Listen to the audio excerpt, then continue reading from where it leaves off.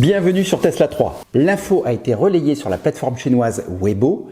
C'est officiel, Tesla va pouvoir procéder au rétrofit du coffre des modèles 3 d'avant 2021 qui n'en était pas pourvu. Quand ça? Comment? À quel prix? On décrypte ça après le jingle.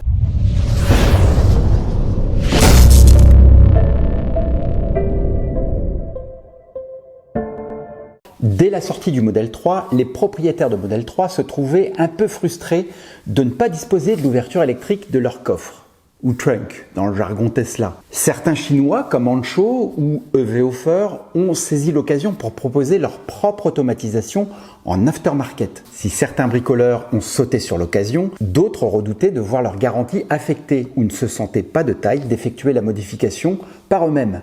La Chine est le premier pays à proposer ce rétrofit officiel Tesla. Sur la vidéo relayée par Weibo, on peut voir une belle modèle 3 noire qui arrive en centre de service, une jolie chinoise qui vous fait coucou quand elle vous voit arriver. Et d'ailleurs, Tesla Léquin, la prochaine fois que je viens chez vous, vous pouvez m'accueillir comme ça avec un petit... Je disais donc une jolie chinoise qui vous fait coucou en souriant quand elle vous voit arriver, puis un gars qui met ses gants pour enlever un boulon, 2 boulons, 3 boulons, et enfin il met un vérin. Il check son boulot et on retrouve la souriante Li qui explique le fonctionnement au goujat. Pourquoi goujat? Le goujat récupère sa Tesla donc et va accueillir sa femme ou sa sœur et lui laisse le soin de placer sa valise de 300 kg pendant qu'il bulle dans son siège bien confortablement. Bon, c'est passé un peu vite, on va quand même faire des arrêts sur image. Sur cette première image, on voit ce gros chariot qui emmène quelques menus faisceaux avec connecteur en Y. Probablement un contrôleur et 2 vérins. Oui, 2 vérins électriques, on va le voir plus loin. Deuxième image, c'est ce boulon que notre ami retire qui pose question.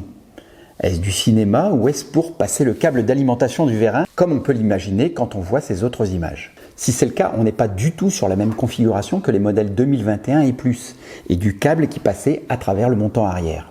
Autre détail, si le vérin original comporte un habillage caoutchouc annelé, ça ne semble pas être le cas ici où les vérins semblent avoir une surface lisse. Et enfin, on distingue bien ici le deuxième vérin à droite qui est électrique également. Tesla aura-t-il appris de ses erreurs, sachant qu'un seul vérin, et je l'ai dit dès le départ, semble occasionner un déséquilibre qui fragilise la fermeture. Ne criez pas victoire maintenant, il faut savoir en effet que ce rétrofit est disponible en Chine seulement pour le moment. La prestation coûtera environ 630 $ pour un Chinois, ce qui devrait correspondre à un peu moins de 1000 $ en Europe, je pense. Est-ce donc la mort d'Anshou et de EVOFER et consorts et du futur gigatelier? Honnêtement, je pense qu'il y aura 2 marchés. Voyons d'abord les avantages de ce rétrofit. En passant par le SC officiel Tesla, Service Center, votre matériel sera garanti pendant 3 ans. De plus, le statut d'ouverture du coffre sera toujours le bon grâce à la reprogrammation et évitera d'appuyer la pédale de frein pour l'afficher comme c'est le cas sur les kits aftermarket. Autre avantage, le réseau de Service Center. Même s'ils sont peu nombreux, ils sont quand même beaucoup plus nombreux que les garages capables d'installer des kits Anshou. Avis donc aux non-bricoleurs. Mes réserves maintenant.